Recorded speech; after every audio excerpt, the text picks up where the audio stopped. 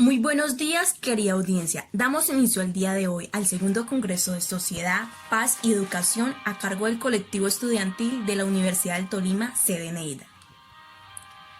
Y bueno, el día de hoy me encuentro muy feliz y espero que ustedes también, ya que tenemos a 3 personajes que han hecho con su voz un eco de conciencia, justicia y paz. Le damos la bienvenida al docente Abel Rodríguez, quien fue presidente de FECODE, que ha marcado su currículo en la reivindicación de la educación social, sindical, ética, proactiva y propositiva, y quien ha hecho parte fundamental del movimiento pedagógico en Colombia. Bienvenido, doctor Abel. Buenos días a todas y a todos. María, muy amable por tu invitación y por esa presentación. Le damos también un saludo fraternal a Francia Márquez, ambientalista, activista, defensora de los derechos humanos de los afrodescendientes en Colombia, líder social que ha enfocado su lucha contra la minería ilegal y otras tantas situaciones en nuestro país. Francia, bienvenida. María, muchas gracias por tu invitación. Me siento muy feliz de estar aquí el día de hoy con todos ustedes. Y por último, pero no menos importante, tenemos al educador por excelencia, columnista, escritor, director desde el 91 de la innovación pedagógica del Instituto Alberto Merani en Bogotá, y pedagogo Julián de Subería. Qué gusto tenerlo en este congreso online, profe. María, qué elogios. Gracias, María del Mar, por tu linda presentación. Es un placer estar en el día de hoy con todos ustedes. Además, es muy gratificante que la mayoría de los oyentes son jóvenes. Para entrar un poco en materia, hoy tenemos varios enfoques en los que quisiera hacer énfasis. Y como primer momento, me gustaría que el profe Abel nos comentara un poco del movimiento pedagógico y cuál es el enfoque principal de este movimiento que lleva muchos años gestándose a lo largo y ancho del territorio colombiano. Bueno, María, para ponerlos a todos un poco en contexto, el movimiento pedagógico se empezó a consolidar a partir del 81 y en el 12º Congreso de FECODE realizado en la ciudad de Bucaramanga, por allá en los años 82. Fue aprobado este movimiento bajo la consigna, óigalo bien, de educar y luchar por la liberación nacional. Verdaderamente, María y los demás presentes, que ya saben un poco de qué va nuestra intención dentro de este movimiento, pueden marcar 4 conceptos de los cuales nos íbamos y nos hemos hecho cargo a lo largo de todos estos años en nuestra organización. Como primer momento, teníamos en mente hacer una reconstrucción paulatina de los currículos y la implementación de los mismos en el sistema educativo. Segundo momento, hemos luchado por generar y dar validez a los proyectos alternativos que enriquecen, sin lugar a duda, el quehacer del docente. Como tercer punto, la necesidad de luchar en contra de estos movimientos conductistas, opresores, que suprimen el ser del educando y educador. Y por último, esa urgencia de crear conciencia y resignificar el papel colectivo, social y político del educador en una sociedad homogeneizada, bastante quebrantadas de por sí, por las infinitas carencias de apoyo por parte del gobierno y por la misma necesidad que tiene ese pueblo de engendrar una educación en y para la paz, que ayude e intervenga de forma propositiva no solo en su contexto educativo, sino social, cultural y político. Muchas gracias, profesor Abel, por su intervención. Y retomando un poco el tema de la paz en Colombia y las transformaciones que han tenido nuestro país con respecto al posconflicto y al desarrollo de las comunidades, nos gustaría escuchar el punto de vista de Francia Márquez. Cuéntanos, ¿qué nos quisiera aportar teniendo en cuenta el tema del cual estamos hablando del día de hoy? Sociedad, paz y educación. Bueno, María, creo que es un tema bastante extenso, el cual nos llevaría más de un solo congreso en abarcar cada uno de estos puntos, ¿verdad?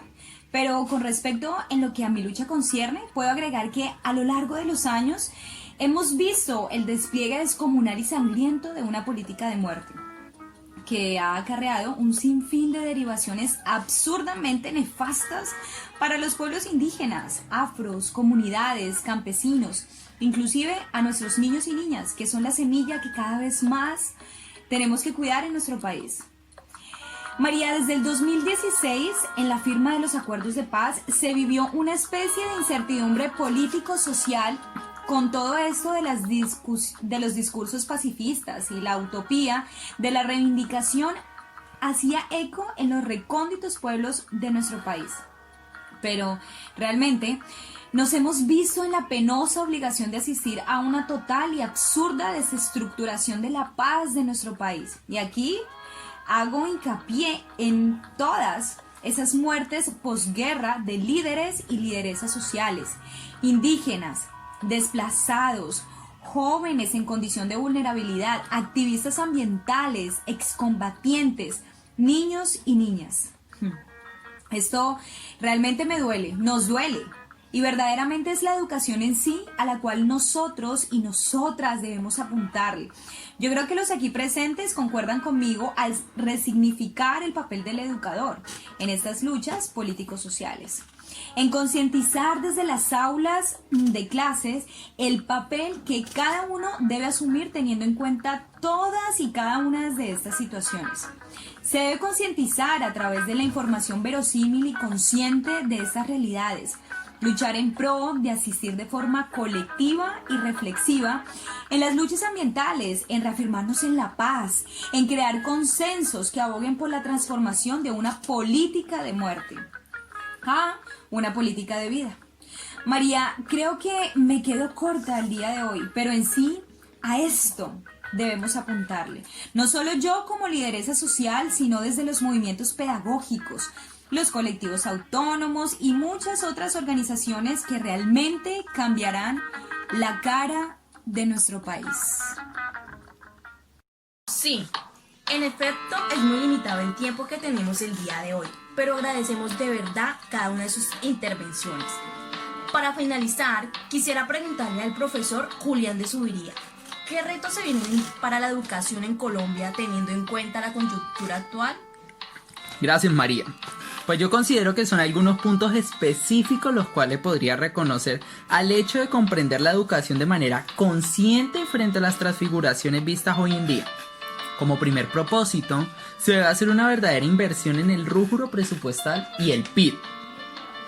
En ciencia y en educación. Ojo, es muy importante esto. Yo podría acuñar también un término de revolución pedagógica inicial, porque es justamente desde los primeros años de vida que se puede concebir una memoria crítica en los niños y niñas. Es decir, el gobierno y el Ministerio de Educación debe darse la lucha a invertir por una educación pública con garantías para el pueblo y por el pueblo, pensada para los marginados y los olvidados, y que esta no sea simplemente una acción asistencialista, sino que sea de calidad, justa y que aporte a la paz. Debemos invertir en la primera infancia, apostarle a la construcción de conocimiento y a la apropiación del contexto. El gobierno, en la ley 115 del 94, que por cierto es muy linda desde el papel, se comprometió a 3 años de educación inicial y claramente no se ha cumplido a cabalidad de esta formación, lo cual ha imposibilitado un ejercicio transformador. Como segundo momento, tenemos el déficit en la formación de docentes, pertinentes para fortalecer la lectura crítica, la autonomía, la convivencia y el razonamiento numérico. Además, no podemos omitir la reestructurización que se ha de ejercer en el currículo, ya que es absurdo trabajar las asignaturas, es decir, por separado. Y esto está desvinculado de la vida de los mismos niños y niñas. Así que yo considero, y retomando lo que mis compañeros han dicho, el día de hoy, que debemos unir fuerzas para crear pactos y compromisos con la sociedad y el Estado en la cultura. Esta, sin duda alguna, será garantía fundamental del desarrollo, ya que es inevitable construir la paz sin educación. Por último, este proceso educativo debe estar ligado a la vida misma y pensado a la construcción de paz. Debemos jugárnosla para aportar al posacuerdo, entendiendo que las dinámicas humanas y sociales son complejas, sí, y que el conflicto es fundamental en nuestra vida. Pero el cuestionamiento aquí, María, es: ¿estamos educando para la formación ciudadana? ¿O estamos formando para la resolución de conflictos? Ojo, esto es algo que debemos pensar todos los docentes de Colombia. Gracias Abel, Francia y Julián. Muchas gracias, María. Muchas gracias a ti, María, por la invitación y por supuesto a la Universidad del Tolima. Muchas gracias, María, por crear estos espacios de diálogo y reflexión colectiva. A ustedes por aceptar nuestra invitación y por deleitarnos a todos y todas los oyentes con los aportes tan importantes y necesarios en pro de concebir una sociedad de paz. Y la invitación para cada uno de los oyentes es interiorizar estos diálogos, retomar la memoria histórica y crear una conciencia transformadora.